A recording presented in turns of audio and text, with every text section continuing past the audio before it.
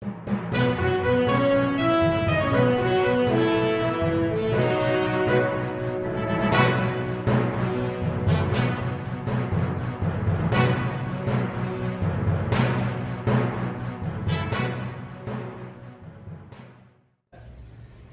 damai sejahtera kepada semua saudara dan saudariku di dalam nama Tuhan Yesus. Berjumpa kembali dengan saya, Pendeta Resta Karo-Karo, Gembala Distrik Labuhan Batu Rantau Prapat dalam Belajar Sekolah Sahabat 777.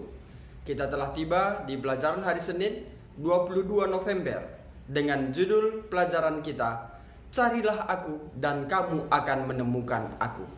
Mengawali pelajaran ini, mari kita undang kuasa Roh Kudus. Kita bersatu di dalam doa. Bapa kami yang di sorga, terima kasih atas segala berkat dan kasih karunia yang Tuhan berikan di tengah hidup kami. Kami menyadari bahwa kehidupan kami selalu dituntun oleh kuasa-Mu, terkhusus melalui napas kehidupan yang Tuhan masih izinkan bersama dengan kami. Waktu ini Tuhan, kembali kami belajar dari pelajaran Sekolah Sahabat. Urapi kami dengan kuasa Roh Kudus Tuhan, agar kami dapat memahaminya. Ampunkan kami dari setiap kesalahan kami. Di dalam anak-Mu Yesus kami berdoa dan mengucap syukur. Amin.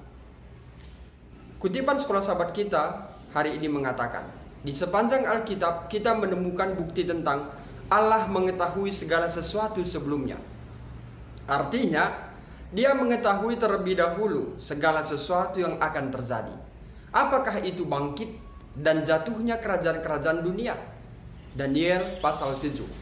Sampai kepada tindakan-tindakan individu hanya beberapa jam sebelum hal-hal itu terjadi. Aku berkata kepadamu, sesungguhnya malam ini, sebelum ayam berkokok, engkau telah menyangkal aku 3 kali. Matius 26 ayat yang ke-34. Saudara dan saudariku di dalam nama Tuhan Yesus, selanjutnya kutipan Sekolah Sahabat kita mengatakan, Tuhan mengetahui akhir dari permulaan. Kemahatauannya sebelum itu terjadi, bahkan tentang pilihan-pilihan bebas kita. Tidak ada sangkut pautnya dengan kebebasan dari pilihan-pilihan itu. Jadi, bahkan sebelum Dia membawa anak-anak Israel ke tanah perjanjian, Tuhan tahu apa yang akan mereka lakukan. Pelajaran Sekolah Sahabat kita menyajikan ayat-ayat untuk kita baca agar kita dapat lebih memahami pelajaran ini. Baca Ulangan 4 ayat 25 sampai 28. Apa yang Tuhan katakan yang mereka akan lakukan sesudah mereka telah berada di tengah yang dijanjikan bagi mereka. Dalam ayat-ayat sebelumnya, Tuhan mengatakan kepada mereka secara khusus untuk tidak membuat berhala dan tidak menyembahnya. Sebagaimana dikatakan dalam Ulangan 4 ayat 15 sampai ayat yang ke-20. Kami berharap agar pemirsa membaca Ulangan 4 ayat 15 sampai 20 agar lebih memahaminya. Namun ayat-ayat berikutnya lumayan banyak yang menyatakan bahwa membuat berhala dan menyembahnya adalah persis apa yang nantinya mereka akan lakukan, terlepas dari semua peringatan yang sudah diberikan. Perhatikan bahwa di dalam Ulangan 4 ayat 25, Musa yakin itu tidak akan terjadi secara langsung, sesudah semua yang mereka baru saja alami.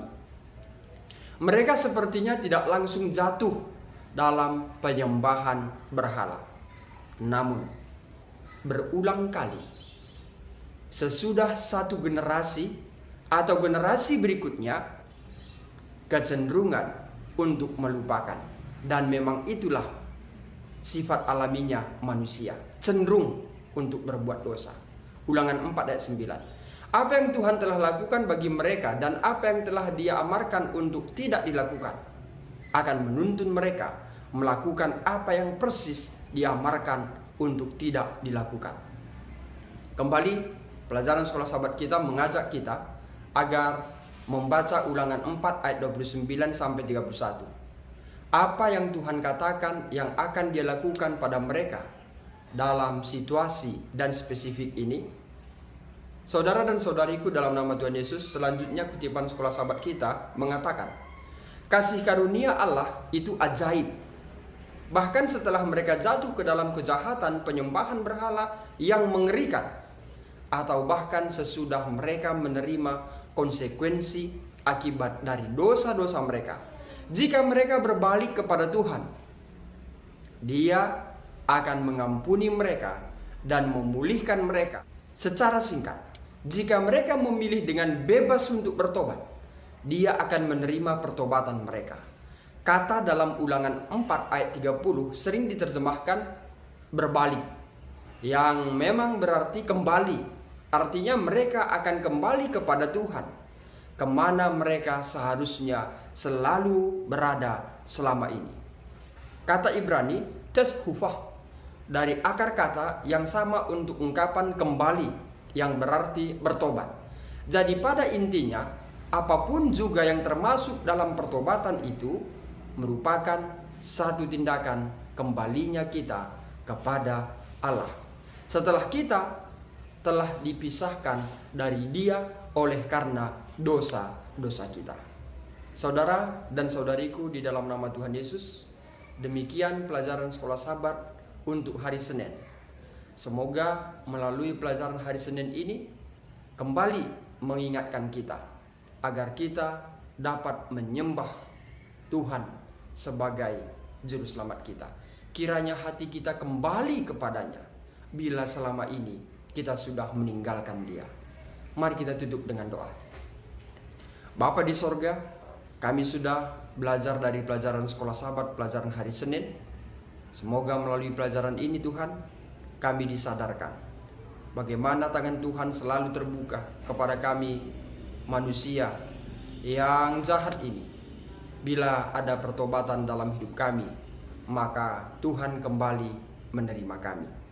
Terima kasih Bapa di sorga, berkati semua pemirsa. Kasih Yesus menjadi bahagian mereka masing-masing. Di dalam pergumulan mereka, Tuhan kiranya menangkan mereka. Bila dalam keadaan sakit, Tuhan sembuhkan jamah tubuhnya, netralisir peredaran darahnya, denyut jantungnya, untuk memperoleh kesehatan yang datang dari Tuhan.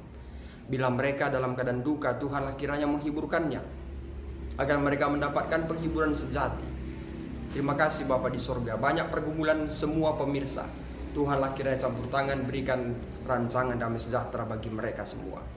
Terima kasih Tuhan. Ampunkan kami dari setiap kesalahan kami. Di dalam anak-Mu Yesus kami berdoa dan mengucap syukur. Amin. Saudara dan saudariku di dalam nama Tuhan Yesus, sampai di sini pelajaran Sekolah Sabat untuk hari Senin. Saya Pendeta Rista Karo-Karo pamit undur diri. Akhir kata saya sampaikan, Tuhan Yesus memberkati.